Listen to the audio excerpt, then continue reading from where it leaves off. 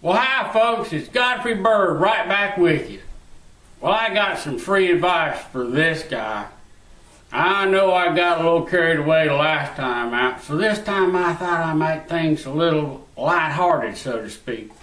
You see, we've got a lot riding on this upcoming election in November, and I thought I might give this guy some sound advice so that he doesn't wind up like this guy did the last time out. You see, the last time we had a Democrat that won big in the South was in 1976, when this guy went around campaigning for this guy.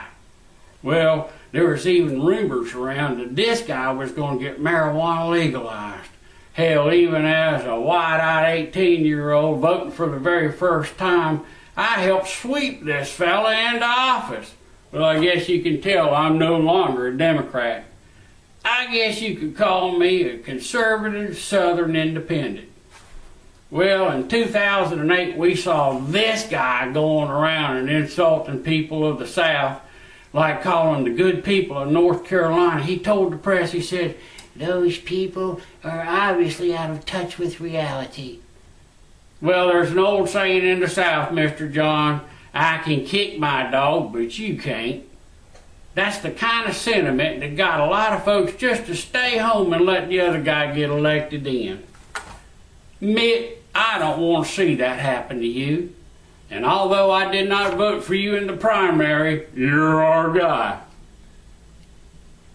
Well, you see, we get put off real quick by someone who pretends that there's something that they ain't. Like that fat Yankee pretending to be a cable guy. Real Southern folks just want you to be yourself. You know, and I think all this you-alling and all this cheesy grit stuff, it just needs to go right out the window. Remember what happened to that Kerry feller in 2004. "Oh, I need to get me a hunting license."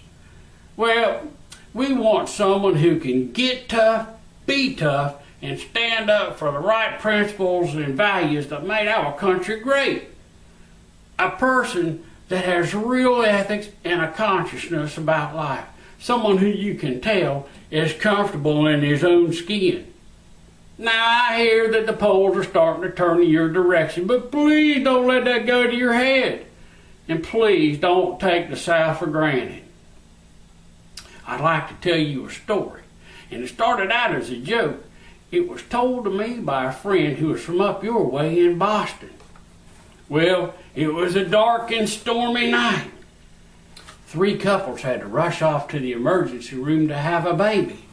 There was a couple from New Jersey, the Rosowskis.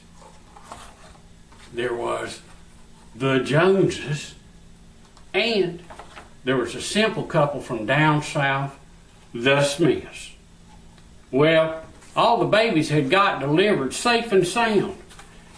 Well, there was a large bolt of lightning and a crash of thunder, and the lights went out. Later, the lights had come back on, and the doctor had to go around and give some very surprising news to the new parents. He said, apparently during the blackout, that we had gotten the babies mixed up in the nursery, and now we can't tell which baby is which. Mr. Smith had promptly run off to the nursery. He returned back to his wife's room with the Joneses' baby. Mrs. Smith had stated loudly, "John, you know that's not our son." Mr. Smith replied, he says, "I know, but that's the only way that I'll know I don't get stuck with some damn Yankee." There endeth the lesson. Mitt, go and get yourself a good Southern governor or a retired Southern senator as your VP. Let your running mate handle the South, and you just be yourself. Well, good luck, and God bless America. Hope to see y'all real soon, and bio con Dios. Oh, one more thing. Ain't he just the cutest thing you ever saw? I think I'll call him.